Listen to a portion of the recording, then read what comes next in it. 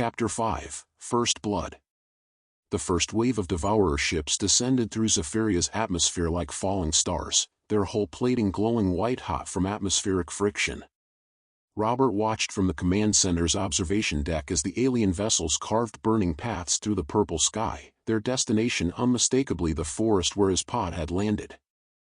"They're targeting the crash site," Robert observed, his scientific mind automatically analyzing the enemy's strategy. "They want to study human technology.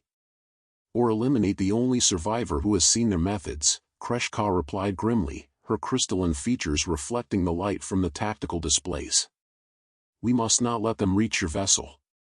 The Luminary crystalline defense grid activated with impressive coordination. Hidden weapon emplacements emerged from the forest canopy, their biocrystalline hybrid design allowing them to blend perfectly with the alien landscape. Beams of focused energy lanced upward, converging on the descending Devourer ships. Robert watched in fascination as the enemy vessels responded to the defensive fire. Their hulls seemed to absorb the energy attacks, converting the incoming weapons' fire into some kind of propulsion system. Instead of being damaged, they actually accelerated their descent. "They're using our own weapons against us," Robert said, his voice tight with concern. "The energy absorption, it's not just defensive. They're feeding off our attacks." Veltar's luminous eyes dimmed with worry. "This is new behavior. In previous engagements, they ignored our weapons' fire. Now they seem to be actively converting it to their advantage. They're adapting," Robert realized. "Learning from each engagement. We can't use the same tactics twice." The first Devourer ship touched down in the forest clearing where Robert's pod waited, its landing creating a crater of fused earth and vaporized vegetation. The ship itself was a nightmare of geometric impossibility, surfaces that seemed to fold in on themselves, angles that hurt to look at directly, and a hull that appeared to be made of crystallized void. "Deployment successful," announced one of the crystalline tactical officers. "Ground forces are emerging from the primary lander." The holographic display zoomed in on the landing site, revealing the Devourer ground forces for the first time. Robert had expected mechanical constructs or alien soldiers, but what he saw defied all expectations. The beings that emerged from the ship were biomechanical horrors, part machine, part organic tissue, part something else entirely. "What are those things?" Robert whispered. "The consumed," Kreshka replied, her mandibles clicking with distress. "When the Devourers take a world, they do not simply destroy its inhabitants. They convert them, remake them into extensions of their will." Robert stared at the grotesque figures moving through the forest. Some retained vaguely humanoid shapes, while others had been restructured into purely functional forms, walking weapons platforms, living sensor arrays, mobile processing units. All of them moved with the same mechanical precision, as if controlled by a single intelligence. "Those were people once," Robert said, the horror of it settling over him like a cold shroud. "Sentient beings with lives, families, dreams." "Yes," Veltar confirmed. "And if we fail here, we will join their ranks." The converted beings spread out through the forest with disturbing efficiency, some heading directly for Robert's pod while others began establishing a perimeter. Their movements were perfectly coordinated, suggesting a hive mind or central control system. "We need to stop them from reaching my pod," Robert said. "If they analyze human technology, they'll know everything about Earth's defenses." "Agreed," Kreshka said. "Strike Team Alpha, prepare for immediate deployment. Objective, secure the human vessel before enemy forces can analyze it." On the tactical display, Robert watched as Luminary and crystalline forces moved through hidden tunnels beneath the forest. The Alliance had spent years preparing for this moment, creating an underground network that would allow them to strike anywhere on the planet's surface without being detected. There, Veltar pointed to a cluster of enemy signals near the pod. "3 converted beings are attempting to interface with your vessel's systems." Robert felt a chill as he watched the biomechanical figures surrounding his escape pod. Their movements were methodical, purposeful, they knew exactly what they were looking for. "Strike Team Alpha in position," came the report from the field. "Awaiting orders." "Execute," Kreshka commanded. The forest floor exploded upward as Luminari warriors emerged from concealed positions. Their biometal skin gleamed in the alien sunlight as they engaged the converted beings with weapons that seemed to grow from their own bodies. Energy blades extended from their arms, while their torsos opened to reveal organic weapon systems that fired concentrated bursts of living light. The crystalline forces attacked from the canopy above, their four-armed forms swinging through the silverleaf trees with acrobatic grace. Their crystal skin focused ambient light into devastating laser attacks, while their natural resilience allowed them to shrug off the converted beings' return fire. But the enemy adapted quickly. The converted beings shifted their forms, growing additional limbs and armor plating to counter the Alliance's tactics. What had started as a surgical strike quickly devolved into a brutal melee. "They're learning faster than we anticipated," Veltar observed. "Each time we engage them, they become more difficult to defeat." Robert studied the battle, his scientific mind working to identify patterns. The converted beings weren't just adapting, they were sharing information in real time.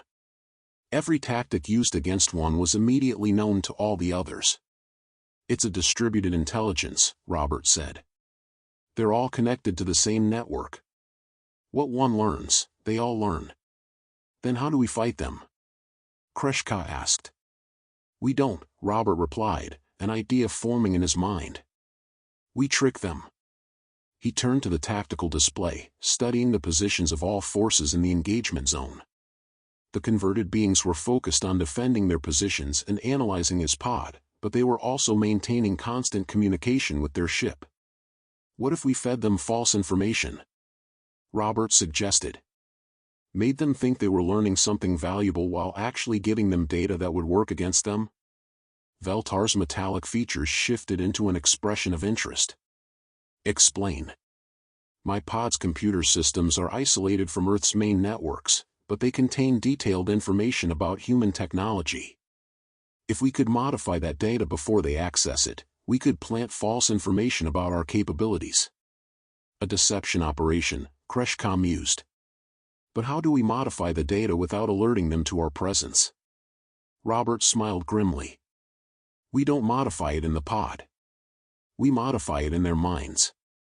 He gestured to the tactical display, where the battle around his pod continued to rage. "The Luminari can read and influence thoughts, right? What if we use that ability to alter what the converted beings think they're seeing when they analyze my pod?" "Risky," Veltar said. "The converted beings' minds are heavily shielded, protected by Devourer technology. Attempting to influence them could expose our telepathic operatives to corruption." "But if it works," Robert pressed, "we could feed them false information about Earth's defenses, maybe even plant a virus in their network." The chamber fell silent as the alien commanders considered his proposal. On the display, the battle continued, with casualties mounting on both sides. Time was running out. "I'll do it," Veltar said finally. "I will attempt to influence their perception during the data analysis. But if I fail, if I become compromised, we'll extract you," Robert promised. "All of us." Kreshka's mandibles clicked with what might have been approval. The human shows wisdom. "Very well, we attempt this deception. But we must move quickly. The enemy is already beginning their analysis." As the Alliance forces prepared for the most dangerous gambit in their war against the Devourers, Robert found himself thinking about the strange path that had brought him to this moment. From research scientist to strategic planner to potential savior of multiple civilizations, it was not the career trajectory he had ever imagined. But as he watched his new allies risk everything on his untested plan, Robert realized that this was exactly where he was meant to be. The universe had torn him from his safe, predictable life and thrust him into the crucible of interstellar war for a reason. Now he just had to prove worthy of that trust. The battle for Zephyria had only just begun, but already it was clear that victory would require more than weapons and tactics. It would require the kind of courage that could only come from those with everything to lose. Chapter 6: The Deception. Veltar moved through the forest like a ghost made of living metal, his bioluminescent form shifting to match the ambient light as he approached Robert's escape pod. The battle still raged around the landing site, but the Luminari commander had managed to slip past the converted being's perimeter using abilities that Robert was only beginning to understand. Target acquired, Veltar whispered into his communicator, the device growing organically from his throat. Beginning mental infiltration. In the command center, Robert watched the tactical display with growing tension. The converted beings had successfully interfaced with his pod's computer systems and were rapidly downloading terabytes of human technical data. If Veltar's telepathic deception failed, Earth's location and defensive capabilities would be exposed to the Devourer network. Telemetry shows they're accessing the navigation logs, Kreshka reported, her crystal skin flickering with reflected data streams. They'll have Earth's coordinates within minutes. Veltar, do you have contact? Robert asked into the communicator. Establishing link now, came the strained reply. Their minds are wrong. Fragmented. I can sense the original consciousness trapped beneath layers of Devourer conditioning. Robert felt a chill at Veltar's words. The converted beings weren't just slaves, they were prisoners in their own minds, aware but unable to control their actions. It was a fate worse than death. Can you reach the original consciousness? Robert asked. Perhaps, Veltar replied. But it's dangerous. The Devourer conditioning is designed to corrupt any mind that makes contact. I could lose myself in their network. On the display, Robert could see one of the converted beings, formerly humanoid but now grotesquely modified with cybernetic implants and organic weapon systems, hunched over his pod's access panel. Its movements were jerky, mechanical, but occasionally it would pause as if struggling against invisible restraints. There's still someone in there, Robert whispered.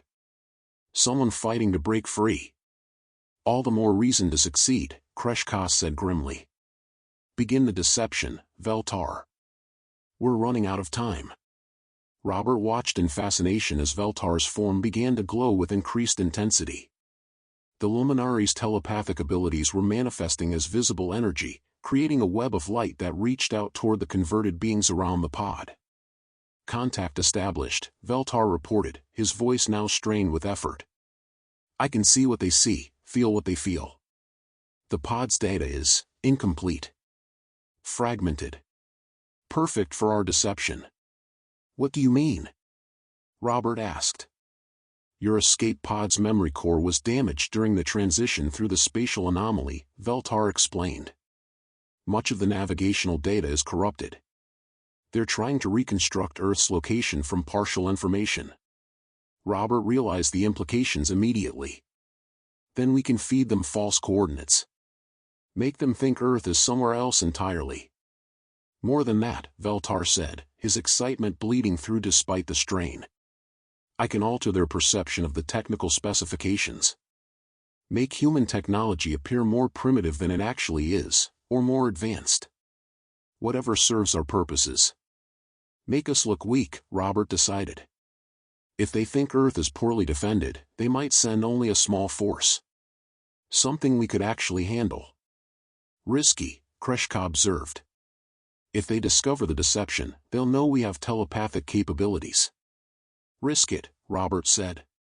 Right now, they think humanity is just another species to be consumed. Let's keep it that way. On the tactical display, Robert could see the data transfer continuing. The converted beings were methodically copying every file from his pod's memory banks, their biomechanical forms occasionally twitching as Veltar's influence touched their minds. Deception protocols active, Veltar reported. I'm altering their perception of the navigation data now. Earth's location will appear to be in the Vega system, approximately 26 light-years from its actual position. What about the technical data? Robert asked. Showing human weapons as chemically-based projectile systems. Defensive capabilities limited to orbital platforms with nuclear warheads. No mention of plasma weapons, quantum shields, or gravity manipulation technology. Robert nodded approval. Earth's actual defenses were far more sophisticated than chemical weapons and nuclear missiles, but the Devourers didn't need to know that. Let them think humanity was still in the atomic age. Wait, Veltar said suddenly, his voice filled with alarm. Something's wrong. The converted being, it's fighting back. The original consciousness is trying to break through. On the display, Robert could see the humanoid converted being convulsing, its biomechanical implants sparking with electrical discharge. Its movements became erratic, as if two different intelligences were struggling for control of the same body. "What's happening?" Kreshka demanded. "The original mind is stronger than the devourer conditioning anticipated," Veltar replied, strain evident in every word. "It's using my telepathic link as a pathway to reassert control. But if it succeeds, the devourers will know we can influence their converted forces," Robert finished. "They'll adapt their conditioning to prevent it." The converted being suddenly straightened, its movements becoming more fluid, more natural. For a moment, its biomechanical face showed an expression of desperate hope before the devourer systems reasserted control with brutal efficiency. "No!" Veltar cried out, his mental connection to the being creating a feedback loop of agony. "They're purging the original consciousness, burning it out to prevent further resistance." Robert watched in horror as the converted being's brief moment of freedom was crushed. The creature's movements returned to their mechanical precision, but something had been lost, some essential spark that had made it more than just a biomechanical puppet. "Veltar, break the connection," Robert ordered. "You've done enough." "The deception is incomplete," Veltar protested. "If I withdraw now, they might detect the altered data." "That's a risk we'll have to take," Robert said firmly. "I won't let you be converted trying to save my species." With obvious reluctance, Veltar severed his telepathic link to the converted beings. The Luminari commander collapsed behind his concealment, his bioluminescent form flickering weakly as he recovered from the psychic strain. "Data transfer complete," one of the tactical officers reported. "The converted beings are withdrawing to their ship." Robert watched as the grotesque figures abandoned his pod and returned to their vessel. Within minutes, the Devourer ship was lifting off, carrying its cargo of false information back to the main fleet. "Did it work?" Kreshka asked. "We'll know soon enough," Robert replied, studying the tactical display. "If they believe our deception, they should redirect some of their forces toward the Vega system. It might buy Earth some time. And if they don't believe it?" Robert didn't answer immediately. If the Devourers saw through their deception, Earth would face the full fury of an alien force that had already consumed 40 star systems. His home world wouldn't stand a chance. "Then we'd better hope our defenses are stronger than I made them appear," Robert said finally. As Veltar was extracted from the forest and brought back to the command center, Robert reflected on what they had accomplished. The deception had succeeded, but at the cost of revealing the existence of an original consciousness within the converted beings. That knowledge could prove either valuable or catastrophic, depending on how the Devourers chose to use it. "Status report," Robert asked as Veltar was helped into the command center.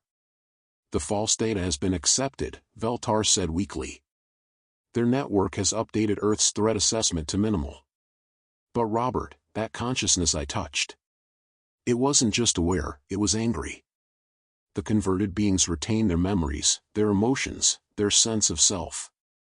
They're trapped, unable to control their actions, forced to watch as their bodies are used to destroy everything they once loved.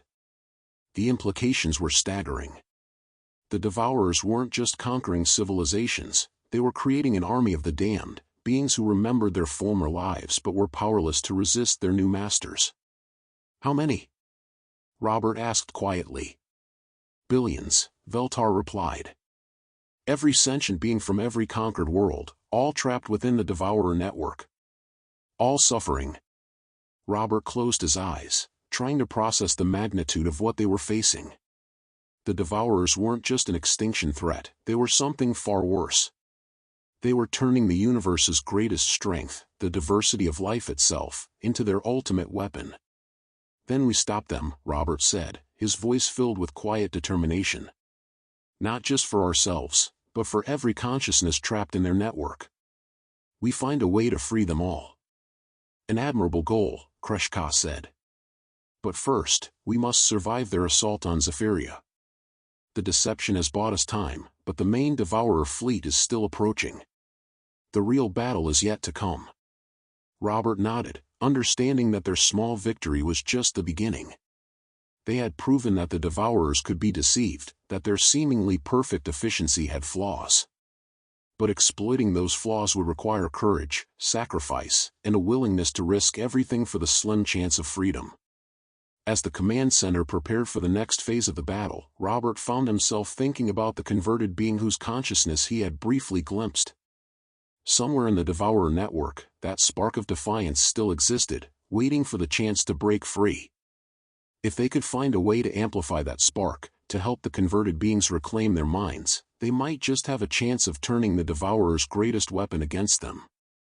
The war for Zephyria was far from over, but for the first time since his arrival on this alien world, Robert Chin began to believe that victory might actually be possible. Chapter 7: The Network. 3 days after the successful deception, Robert found himself in the deepest levels of the Alliance Command Center, studying captured Devourer technology alongside Zephyria's greatest scientists. The biomechanical fragments they had recovered from the forest battle were unlike anything in his experience, a fusion of organic tissue, quantum processors, and something else that defied classification. The integration is seamless, Dr. Thys, the lead crystalline xenobiologist, observed as her 4 arms manipulated the analysis equipment. Organic neural pathways interface directly with quantum computing matrices. It should be impossible, yet here it is. Robert peered into the bioscanner, watching as layers of the converted being's brain tissue were revealed. The original neural structure was still intact, but it had been overlaid with a network of crystalline filaments that pulsed with energy patterns he recognized from Devourer ship signatures. It's not replacement, Robert realized. It's augmentation. They're enhancing the original consciousness, not destroying it. But to what end? Asked Lumandar, a young Luminari researcher whose bioluminescent markings indicated recent advancement to the scientific caste. Why preserve the original mind if they intend to control it completely? Robert studied the neural mapping data, his background in xenobiology helping him identify patterns the others had missed. Because consciousness isn't just awareness, it's creativity, intuition, the ability to adapt and innovate. Pure artificial intelligence can be programmed, but it can't truly create. The Devourers need that creative spark. You're suggesting they're using entire civilizations as a distributed processing network? Dr. Thys' compound eyes reflected the scanner's light as she processed the implications.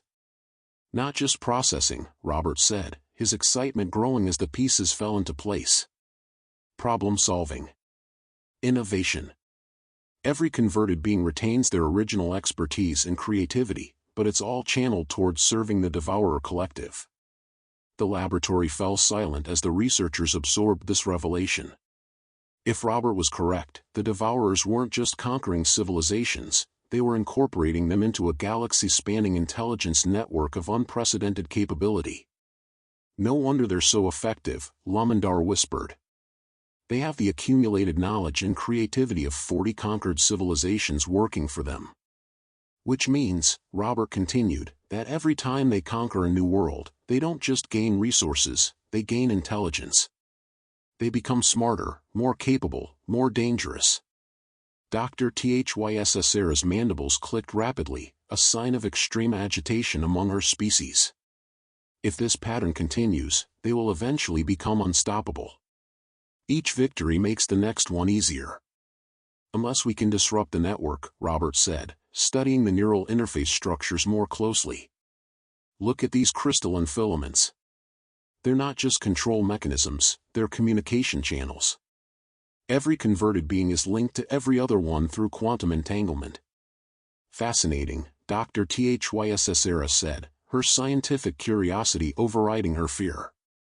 A truly instantaneous communication network spanning galactic distances. The technological implications are staggering. The military implications are worse, Robert pointed out. Perfect coordination, shared knowledge, no communication delays. It's like fighting a single opponent with billions of bodies. As if summoned by their discussion, Veltar entered the laboratory, his metallic features showing signs of strain from his recent telepathic efforts. Robert, we need to talk. I've been analyzing the mental patterns I encountered during the deception. What did you find? Robert asked, noting the concern in the Luminary commander's voice. The converted beings aren't just connected to each other, Veltar said. They're connected to something else. Something vast and alien that exists outside normal space-time. The temperature in the laboratory seemed to drop several degrees. What do you mean? Dr. HFY asked. When I touched the converted being's mind, I felt something watching me. Something impossibly old and malevolent that exists at the center of the network. The Devourers aren't the ultimate authority, they're servants of something far worse. Robert felt a chill run down his spine. You're talking about some kind of hive mind? A central intelligence controlling the entire network? More than that, Veltar said. The presence I felt wasn't just intelligent, it was hungry. Ravenously, eternally hungry. It feeds on consciousness itself, on the creative spark that makes life unique. The Devourers aren't just conquering civilizations, they're feeding them to something that devours souls. The implications were staggering. If Veltar was correct, the Devourer threat extended beyond physical extinction to something far worse, the consumption of consciousness itself. Could you identify its location? Lumendar asked. If we could locate this central intelligence. It doesn't exist in our reality, Veltar replied. It inhabits some kind of parallel dimension, reaching into our universe through the quantum entanglement network. Destroying it might require more than conventional weapons. Robert stared at the neural interface samples, seeing them now not just as control mechanisms but as feeding tubes, channels through which the creativity and consciousness of entire civilizations were siphoned off to feed an extra-dimensional predator. We need to understand the quantum entanglement system, Robert said. If we can disrupt the network, we might be able to free the converted beings and cut off the entity's food supply. Risky, Dr. HFY observed. Interfering with quantum entanglement at this scale could have unpredictable consequences. More risky than letting them continue to consume entire civilizations? Robert countered. We have to try something. As the research team began planning their investigation into the Devourer network, alarms began sounding throughout the command center. The tactical displays lit up with new contacts as the main Devourer fleet entered Zephyria's outer system. All personnel to battle stations, came the announcement. Final assault commencing. This is not a drill. Robert looked at his alien colleagues, seeing his own determination reflected in their diverse features. They had discovered the true nature of the threat they faced, but they were still no closer to finding a way to stop it. We continue the research, Robert decided. Even during the battle. If we can find a way to disrupt their network, it might be our only chance. Agreed, Dr. HFY said, her crystalline form already shifting to combat configuration. But we'll need protection. The Devourers will target our research facilities once they understand what we're trying to do. Leave that to us, Veltar said, his bioluminescent markings taking on a martial pattern. The Alliance will hold them off long enough for you to complete your work. As the laboratory team prepared for the most important research project in galactic history, Robert found himself thinking about the consciousness he had briefly glimpsed during the deception. Somewhere in the vast Devourer network, billions of minds were trapped, aware but helpless, watching as their bodies were used to destroy everything they had once cherished. If his team could find a way to free those minds, to turn the Devourer's greatest strength into their ultimate weakness, they might just have a chance of stopping an enemy that had seemed unstoppable. The battle for Zephyria was about to begin, but Robert knew the real war would be fought not with weapons, but with knowledge. The fate of countless civilizations depended on their ability to understand and exploit the one weakness in an otherwise perfect system. As the first Devourer ships entered the atmosphere, trailing fire and destruction, Robert Chin prepared to either save the galaxy or die trying. There were no other options left. Chapter 8, The Battle of Zephyria. The sky above Zephyria burned with the fire of 1,000 falling stars as the main Devourer fleet descended through the planet's atmosphere. Robert watched from the command center's reinforced observation deck as enemy ships the size of cities carved molten paths through the purple heavens, their impossible geometries creating visual distortions that hurt to look at directly. Fleet composition analysis complete, reported Kreshka, her crystalline form reflecting the tactical display's urgent red glow. 300 capital ships, 2,000 escort vessels, and over 50,000 atmospheric fighters. Their total force mass exceeds our planetary defense capability by a factor of 8. Then we don't fight them ship to ship, Veltar said, his bioluminescent patterns shifting to aggressive configurations. We use the planet itself as our weapon. Robert studied the tactical situation with growing unease. The Alliance had spent years preparing for this moment, but the scale of the Devourer assault exceeded their worst projections. Only superior tactics and intimate knowledge of Zephyria's unique properties would give them any chance of survival. Initiate Protocol Gaia, Kreshka commanded, her forearms dancing across the control interfaces with practiced efficiency. Throughout the command center, Alliance personnel activated systems that had been decades in the making. Deep beneath Zephyria's surface, massive biocrystalline constructs awakened from their slumber, drawing power from the planet's magnetic field and the twin suns' radiation. What is Protocol Gaia? Robert asked, watching as the sensor display showed enormous energy signatures stirring to life across the planet. Zephyria is not just our home, Veltar explained, his metallic features glowing with pride. It is our partner. For over a millennium, the Luminari and Crystalline have been integrating our biotechnology with the planet's natural systems. Zephyria itself has become a weapon. Through the observation deck's reinforced transparasteel, Robert could see the truth of Veltar's words. The planet's surface was changing, adapting, responding to the threat from above. The silver-leafed forests began to glow with internal light, their bioluminescent energy focusing into coherent beams that lanced upward at the descending Devourer ships. Incredible, Robert breathed, watching as entire mountain ranges revealed themselves to be massive weapon emplacements. The very landscape was alive, conscious, and angry. The first wave of atmospheric fighters is entering our defensive perimeter, reported a crystalline tactical officer. Planetary defense grid is engaging. The sky erupted into a light show of unprecedented beauty and violence. Zephyria's weaponized forests fired concentrated bursts of living energy while crystal formations embedded in the planet's crust channeled solar radiation into devastating laser arrays. The Devourer fighters, expecting conventional defensive systems, were caught completely off guard. Direct hits on multiple targets, the tactical officer continued. Enemy casualties mounting rapidly. But the Devourers adapted quickly.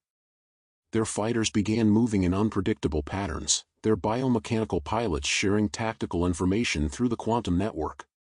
What had started as a turkey shoot quickly evolved into a desperate battle for aerial supremacy.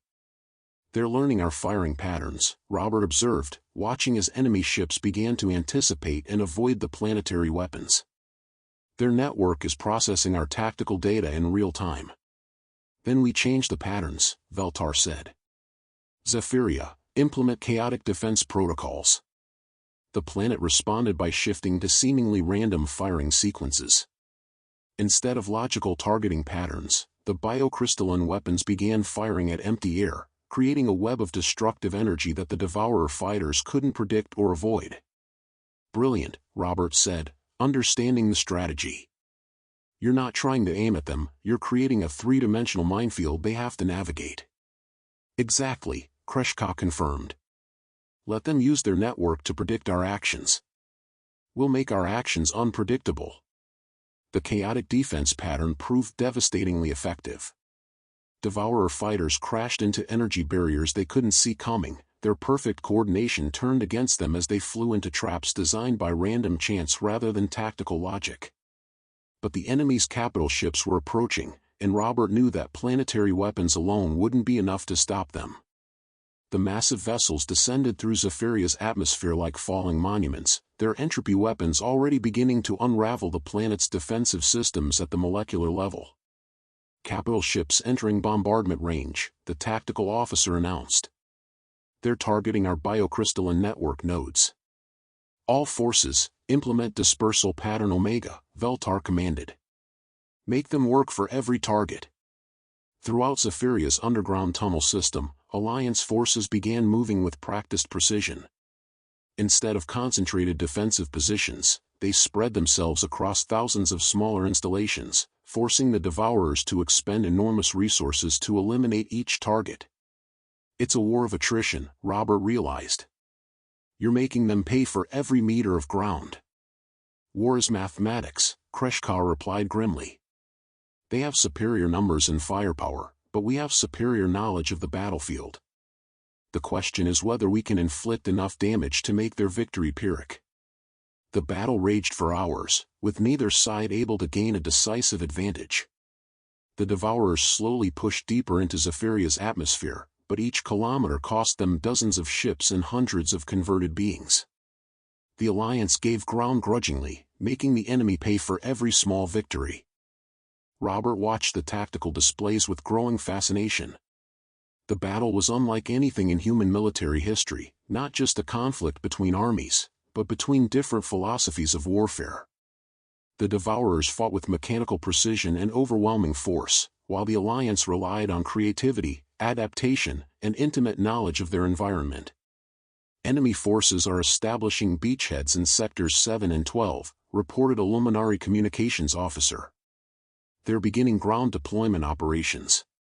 Time to test our new understanding of their network, Robert said, turning to Veltar. Can you attempt another telepathic infiltration? Dangerous, Veltar replied. After the last attempt, they've likely strengthened their mental defenses. But you said you felt the original consciousness fighting back, Robert pressed. What if we could amplify that resistance? Turn their own converted beings against them? Veltar's bioluminescent patterns shifted to thoughtful configurations.